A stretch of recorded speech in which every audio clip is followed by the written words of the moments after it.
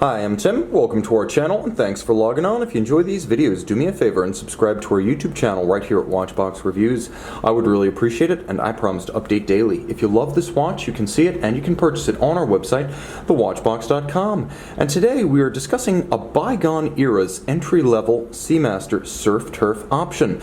Today we call the Aquaterra the all-arounder in the Seamaster collection, the Surf Turf watch, the one that's probably the closest living relative of the original highly water-resistant dress watch of 1948, the first Seamaster.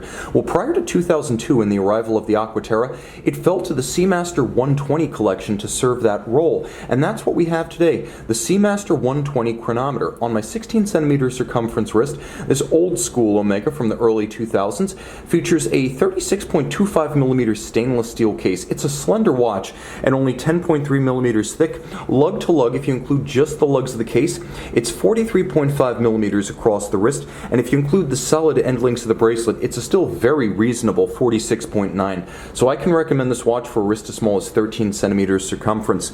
The spacing between the lugs is 18mm, so this is an older style and a more delicate proportion overall. It's a handsome dress watch option that is also, as the name suggests, 120 meters water resistant. The bracelet is a fine and finely made piece, very similar to the bracelet on the old Bond Seamasters. You can see it's a combination of dress watch and sports watch.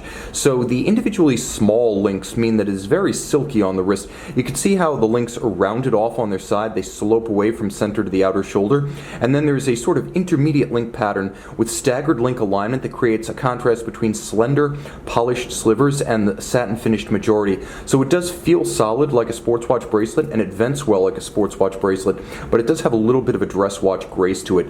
Back then, Omega watches used pin sleeves. They're very secure when set, but they do complicate changing the size of the bracelet just a bit. There's a half link, as you can see, on each side of the bracelet for fine sizing, and the bracelet features an extensible interior with a single-sided trigger release, and there is an Omega yellow gold Omega logo applique that is inserted into the exterior of the clasp. Jumping back to the case, you can see that this is a bit of a hybrid of a sports watch and a dress watch, as you do have a shouldered crown guard for the crown, a hybrid of dress watch and sports watch with an elegance that becomes a dress watch. The lyre style lugs are familiar to Seamaster and Speedmaster fans. Satin finish along the side of the case, longitudinal, polished flat plain bezel, and you can see polished lug ends. Jumping onto the dial side of the watch, you can see there's a little bit of that late 90s, early 2000s Omega Seamaster wave on the dial, but it's far more subtle than on the Bond watches. And unlike the Bond watches of that period, these Seamaster 120s featured all applique dials, so you have diamond polished applique hour indices rather than printed as you would have seen on a James Bond Pierce Brosnan Seamaster Diver 300 meter. You'll also appreciate the fact that the skeletonized hands have a gossamer grace to them, and the contrast of colors. You have that shading at the center with the waves, a satin finish across the hour track, polish on the indices, the blued highlights of the hours, minutes, and seconds, and then outboard there is a satin finished minutes and seconds track. There's an aperture for the date, and underneath the case back, Omega caliber 1120, the same movement from, that's right, the Bond Seamaster from this period. 23 joules automatic winding, 44-hour power reserve, 28,800 vibration per hour beat rate. It's adjusted in 5 positions and COSC chronometer certified. It also features hacking seconds and a quick set date, and again with 120 meter water resistance, as you would find, for example, on a standard Nautilus or Aquanaut. This is very much a swimmable timepiece.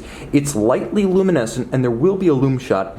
This is a timepiece that straddles the fence between sports and dress watches, but rather than being a compromise of each, it excels in both domains. A handsome surf turf Seamaster in the grand traditional of the 1948 original. This is the discontinued Omega Seamaster 120 in stainless steel. Omega Seamaster 120 by night.